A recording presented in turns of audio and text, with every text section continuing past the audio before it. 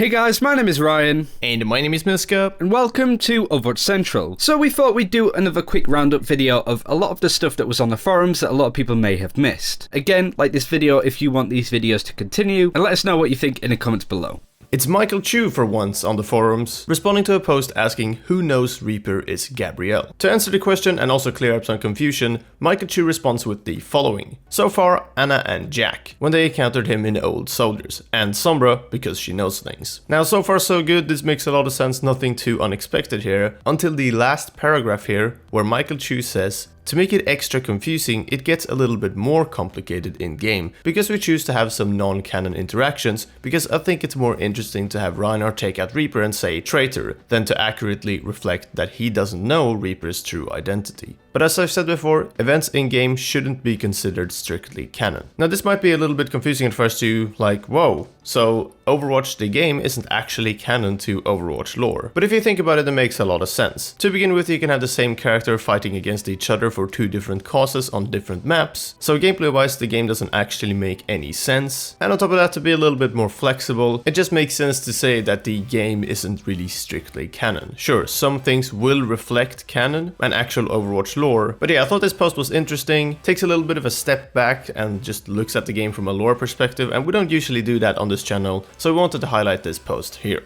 So Blizzard seem to be sort of adding new custom game options to the game bits at a time. These two are suggestions that Blizzard seems to be A, interested in, and B, wanting to implement sometime soon. The first is Low Gravity. It was something that was posted by a user called Too Much, just saying please, smiley face. And literally like 3-4 comments down, you've got Jeff Kaplan putting sounds like fun, winky face. That mixed with the next one, which is a slow motion option for custom games, posted by Jurg, saying an option to change the timescale of the game so you could have slow-mo super speed games. Sounds fairly complex to put together, but actually Jeff Kaplan replied saying the game engine can timescale. They use it internally quite frequently, and we'll look into whether or not we can make this a custom game option for people. Jeff Kaplan also said that Lucio's first ult used to be a total timescale for everyone in the match, except for of course Lucio. Now these sound fairly difficult to do and fairly difficult to put together. I wouldn't want to put both the low grav and the slow motion on at the same time, that would make things crazy. But there is a game mode you could do that I thought of, which is basically slowing the game down by a lot, but then increasing the movement speed of all of the players, so it would sort of balance it out. You could get some real like Matrix shit going on at the same time. It would be crazy. But both these options sound mental. I'm sure we're going to get some sort of Farah moonwalking game mode basically, or just sort of low grav Reinhardts charging each other. The more I think about that, the more crazy and brilliant that sounds. But it's nice to hear that Blizzard are constantly adding into the system with just crazy stuff.